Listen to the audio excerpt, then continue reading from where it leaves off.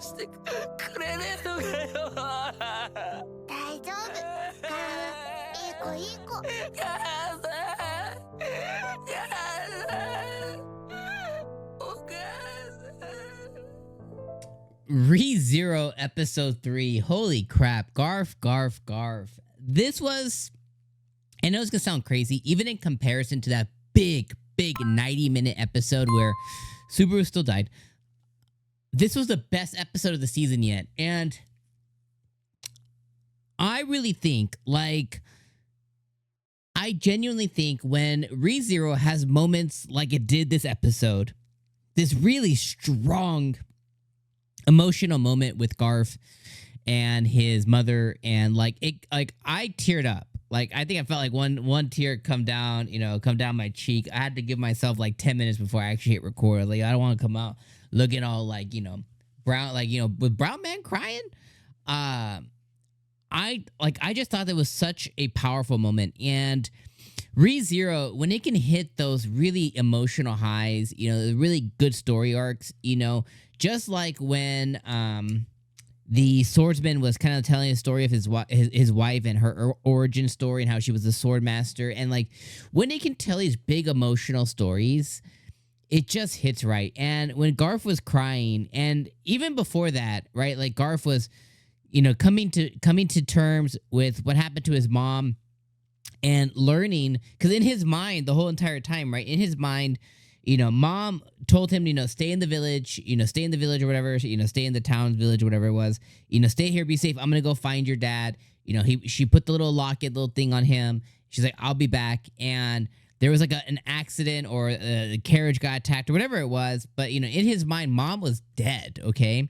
And all he had left was his sister, Frederica, and Frederica left as well. Like, so she left him too. So like, his life was just turned over, and for him to finally find his mom, and there's a lot of tropeistic stuff where, like, okay, like her, his mom lost her memory or whatever, and his mom, I don't know if she was like I don't know exactly what she was in the village, but she definitely had some kind of relationship, because Frederica and Garf are like, I think they're half siblings. I don't think they're full siblings. So I don't know if Frederica if that's her mom as well, or if she had a different mom, or maybe they had different dads. I'm not really sure. I think they're half siblings. But for him to finally reconnect and find his mom and just share this really genuine moment, he's sharing tea, and his mom's like, Risha, or I think her name's Risha or something like that. She's like, man, I made you tea. Normally I ask people what they like, and I just kind of made you what I thought. And it was just such a cute subconscious thing. And then the now husband or whatever finds him, and he tells him about the story and how he found his wife. And Garf kind of sucks it up, and it's one of those things where he knows that she's living a good life and she's being cared for and being taken care of, and just all that was emotional. And then later on, you have the other moments, later on in the episode where he's kind of like, he's being consoled, and he's being consoled, and he's talking about, like, hey, you can cry. You can cry in my bosom, you know what I mean? And it's just such an adorable moment that he shared with Mimi, or whatever her name is. And she's telling Garf of how she's in love with him, which is, again, an adorable moment. And then he generally does break, and he has this really just emotional outburst of just like, why did you leave me? Why did you forget me? And just, kind of like, he's like, in that moment, he's kind of like healing. And I don't know if he'll ever, or he needs to ever, tell his like biological mother, anything, because at this point she doesn't remember him. But you can kind of feel one of those situations to where he kind of like, maybe from afar watches her, or watches over her every now and then, kind of thing. And again, just such a cute and powerful moment. I was like, man, this is what ReZERO is all about. Yes, it's about the Subarus and the Natskis, and the Subaru Natskis, and the Rims, and then the Rins, and the Rams, and and Emilia and her thing for the throne, and the stupid archbishops, and whatever else that you may or may not like that storyline. I mean, the Archbishop storylines are. I mean, it feels too much for me sometimes. But you know, it's there. Nothing I can really do about it. You know, it's part of the world. But when it has moments like this, I'm like, yeah, this is the stuff. This is the juice. You know what I mean? This is the juice. And then at the end of the episode, you know, we have Garf going to go and reconnect with Subaru and stuff finally. And then, you know, he meets his mother, and his mother tells her like, hey, you know, her kids, they, you know, the town's evacuated in a sense, you know, and they're lost. So he's like, I'm gonna go find them. So that's all the Garf stuff that happened, which I think is peak. I think it made this episode like a 9 out of 10. Like, this episode was just, I think, the best of the season so far.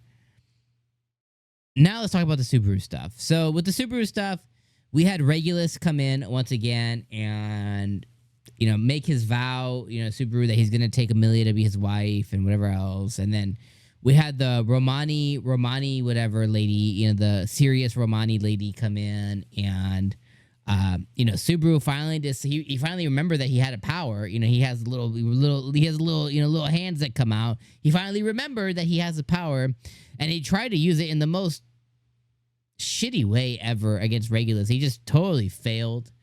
And because he basically, like, you know, it's kind of a similar power to Beetlejuice or Betelgeuse or Beetlejuice. He got the notice of this Romani lady once again. And I guess she sees Beetlejuice or Beetlejuice, whatever his name is, in him. And I guess she's going to be a follower of Subaru or something like in the future. So it's like, okay. Then the episode introduced us to, I don't even know what the person's name is. They bit a guard or something like that. Let's see if I can find what that person's name is. It was in the beginning of the episode. It was another archbishop. It was another archbishop person. Let's see if they let me see if I can find it. Sin Archbishop representing gluttony. Lin Batankaitos. Like the video game? Okay. Lin Batankaitos. I mean, I guess they just introduced him and they freaked out our poor guide bro. And then at the end of the episode, or in some, you know, towards the end of the episode, they also introduced the Archbishop of Lutz, Capella Bella, something like that. I think it's a girl. I'm not really 100% sure. They kind of like showed us like a little glimpse of somebody, and I think her name's Capella, Acapella. And yeah, that's that stuff there. Subaru also got saved. He got his leg blown off and all the other stuff. And so far, I'm a little disappointed on the Subaru side. You know, I know I was chatting with you guys last week about Subaru, and like, you know, he just should die. And a lot of people are telling me like, oh, well, you know, he's taking a stance on not dying so much. And I'm like, well, he died at the end of the first episode. He went in with no plan and died immediately to this Romani lady. He went in again with whatever his name was, red hair boy, Reinhard. He went in with Reinhard, and instead of going back to Reinhard again, be like, hey, don't kill her. This plan worked out perfectly that I just randomly concocted because he never thinks ahead, which makes no sense. Everyone's like, oh, he's caring about his life more, but he makes these decisions that basically show us that he's still acting like if he dies, it'll be okay. Instead of going back in with Reinhard, be like, hey, just don't kill her, subdue her. He just says, nope, the Reinhard plan didn't work. And then he goes back with Betty, and he goes back with Emilia, and the plan just doesn't work. And then instead of like killing him, like bite your tongue, bro. Tell Betty to kill you. Kill yourself. Figure it out. Die again. He needs to die again. He just doesn't, you know? So it's like he's so narrow-minded, and Subaru is a frustrating character at times. And for the love of everything fucking holy, change your goddamn clothes. Like, I just, that thing that bothered, when he wore the yukata, I was like, thank God, throw those fucking clothes away. So yeah, Subaru frustrates me as a main character often. Yeah, that's the thing. You know, I love the harem part, you know what I mean? I love the Betty. I love the Emilia. You know, I love the Ram. I love the surrounding characters. Sometimes Subaru is like, you know, did he learn from anything? Did he learn his lesson? Did he learn it? Because like he does, like he's being wrote. He's written as a character. It's like I save you, die, but I don't want to die. But I did die a bunch. So, anyways, yeah. ReZero though, this episode was fantastic, and it was because of Garf, and I don't think there's any pretending otherwise. So yeah, the Archbishop stuff, like I said, you know, it's too much for me sometimes. Like there's too much. Like Beetlejuice and his tie into Emilia and stuff. Okay, I get that. Let's just move on. You know what I mean? Let's move on to a different thing. Let's move back to the fight for the throne or something.